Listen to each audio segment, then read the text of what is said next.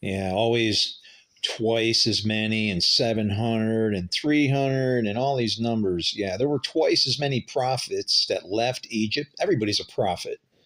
You're either a prophet or a false prophet. Let me explain. Slow down there. Um, you are a prophet because whatever falls out of your mouth, your utterances, if you stick and hold to those things, then you're kind of a prophet. You spoke what the future would be and you did it. You don't accept that example because you want some kind of a magic trick. You want somebody to show up and do all this weirdness for you, and that's not what it is. All a prophet does is he's engrossed in the word, and you can tell what God's going to do when you start to look around and you can see what's happening. And so then you try to apply the word to the situation. For me, for the pandemic, it was very simple. I'll bet my life on it, and I'll use a calculator, and I'll bet any amount of money anybody wants to bet on it, on if what I would have brought would have stopped it, because I got it out of the Bible. Okay, the wages of sin are death. Okay, well, people are dying. Well, what about me?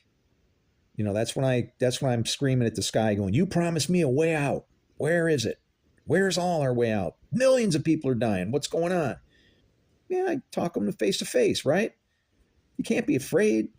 If you're just asking a question like that and he's made a promise, it's in there. If it's a misunderstanding, fine.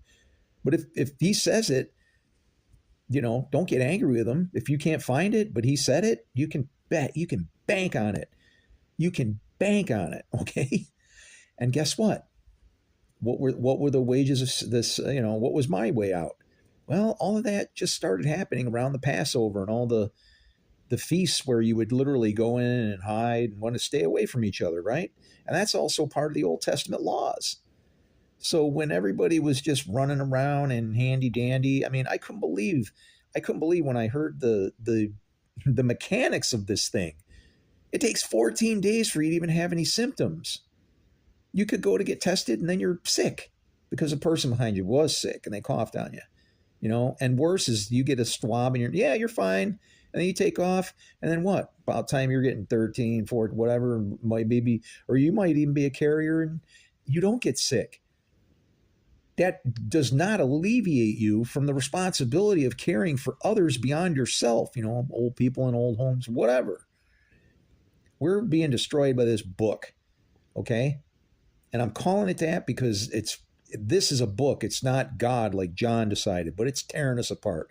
The red riders on their horses are out there, and that sword is taking peace from the earth. Straight up.